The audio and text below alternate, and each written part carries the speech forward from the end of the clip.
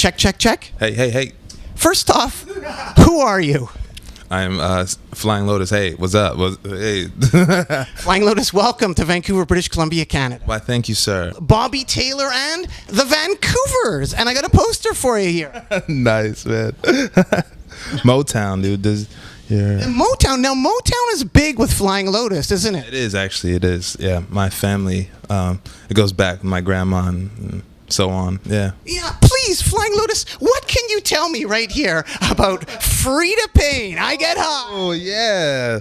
Wow, this is awesome. Yeah, my grandmother wrote the song for Frida Payne, I Get High. Wow. Marilyn McLeod. Yeah, Marilyn McLeod. Yeah, that's awesome. And this is That's good, dude. This is a favorite of Wiz Khalifa and rappers, too. Yeah, it is. A lot of people sampled this joint. Yeah. So your grandmother wrote a song called I Get High. Well, she did too, so. So she did that. Yeah, definitely. What did she tell you about Frida Payne? What can you tell the people about Frida Payne and getting high? Actually, she told me that this actual song that she did, she didn't know if they had someone else sing it. It was kind of controversial. Like, it could have been somebody else, actually, not her. So, I don't know. So we're not sure if Frida Payne got high or not. Yeah, right. We don't know. But my grandma did, and she wrote the words, so. Did you ever do anything at the sketchbook? Yeah, dude, I did. That's great. Oh, yeah, Koopman's night back. That was like the first party I ever played was at Sketchbook back in the day. Koopman's thing. Now, to prepare you for Seattle, Flying Lotus, I have something I'd like to ask you about. This particular record, John Coltrane. Right, John Coltrane live in Seattle. Nice. What can you tell the people about your uncle, John Coltrane, live in Seattle on this record? I don't know. What can you tell me that I don't know? Well, I'd like to know more a bit about it. It's recorded at the Penthouse Club. Right, cool. And it made me think, the Penthouse Club in Seattle, maybe Flying Lotus could play there and recreate this record.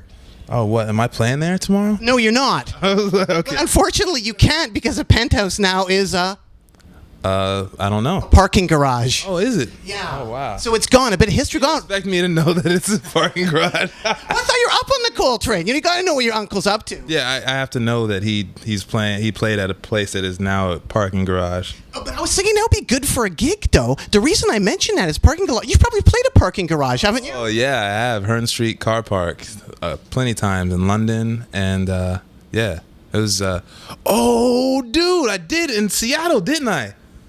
Oh, man, you're good, bro. You're good. This guy's good. We also have for you another thing I'd like to ask about, another gift.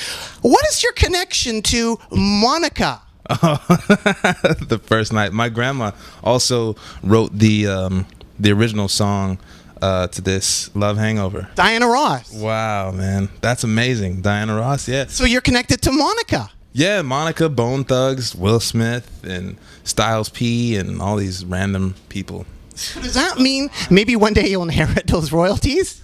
Maybe. I think I am, actually. I think I'm on the list to get a piece of it. So. Flying Lotus, it's pretty amazing. Love Hangover, Diana Ross. Yeah. Your grandmother helped write that. Yeah, she did. Diana Ross. Diana Ross plays pretty big in your life, doesn't it? What is this going to be now, man? What are you going to say now? Thundercat. Oh, yeah. Thundercat's dad played drums for Diana Ross? Oh, yeah, he probably did. Yeah, Ronald Bruner Sr. Yeah. What did Thundercat say about his dad? That's pretty cool. He did Diana Ross a Temptations? Yeah, I mean, he's a legend, and he's really kind of soft-spoken guy. You would never know if you met him, but he's a really cool guy, Ron Bruner. I'd like to give you another gift right here, and it actually relates right here to Thundercat, a Suicidal Tendencies record. Yeah, this is awesome. Yeah, Suicidal Tendencies. He plays in this band sometimes. What has he told you about? Because if we turn over the record, is that Thundercat right there rocking out with... Oh, yeah, dude, that's Thundercat on the back right there. Zoom in on that right there. There it is right there. That's my boy. Yeah. Thundercat, what has he told you? This is what has Thundercat told Fly Low Lotus all about? What has he told you about the suicidal punk rock? Dude, he told me that I need to go to one of these shows as soon as humanly possible because it gets pretty turned up over there, man. People losing limbs and stuff.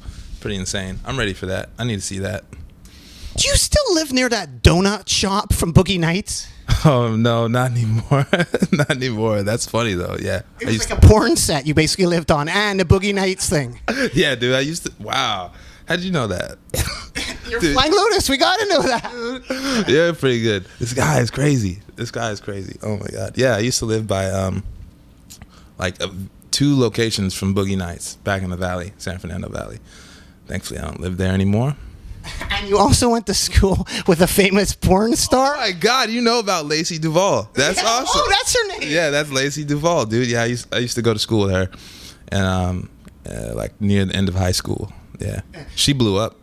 And has she been on the guest list for any Flying Lotus gigs? No, she hasn't. When did you discover she was a porn star, and how did you? I think I discovered she was a porn star like shortly after a winter break, because I think she disappeared, and it was kind of no one really knew why she left school, and you know, I think we just, as young men do, we found porn on the internet, and we're like, oh my God, that's her, and she's probably not of age either, which is pretty crazy.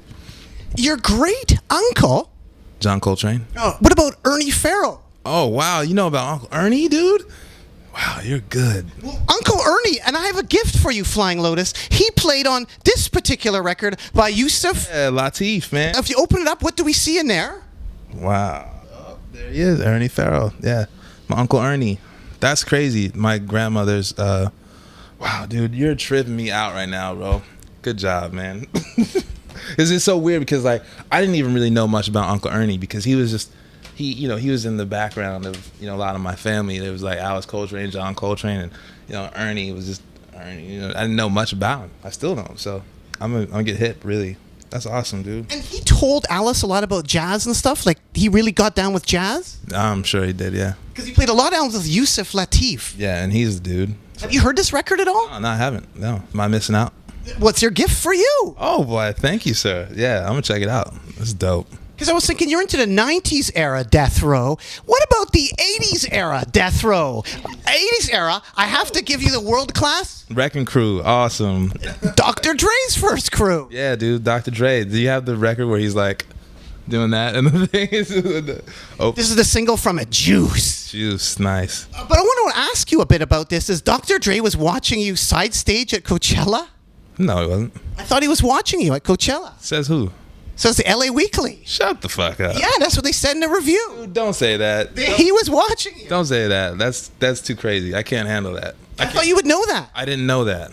I did not know. I'm breaking to you that Dr. Dre knows of your existence. Don't tell me that right now. Don't tell me. I can't handle that. I can't handle that. That's too much. What? No. What? Yeah, he really was. I don't know. I don't know about this. Really? That's crazy. Well, okay. Cool. Dallas. Yes, you have a connection to Dallas. Dallas. Lee McClaw. Lee McCloskey? Yeah, Lee McCloskey. He was on the show, huh? Yes, what can you tell the people about your connection to Dallas? Gosh. He dated Charlene Tilton. No way. Dude. He played Mitch on Dallas. You're fucking tripping me out, right? So what can you tell the people about Lee?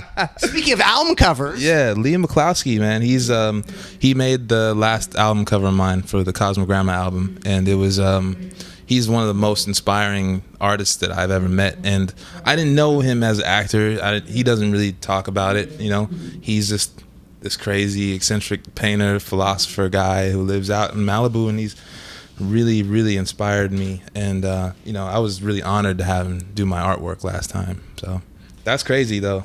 This is awesome. What a day. What a day, dude. Well, thanks so much, Flying Lotus. Anything else you want to add to the people out there at all? This guy's crazy. And thank you guys for tuning in. Oh, man. So weird. This is so weird. Well, thanks so much, Flying Lotus. Keep on rocking in the free world and do-do-do-do.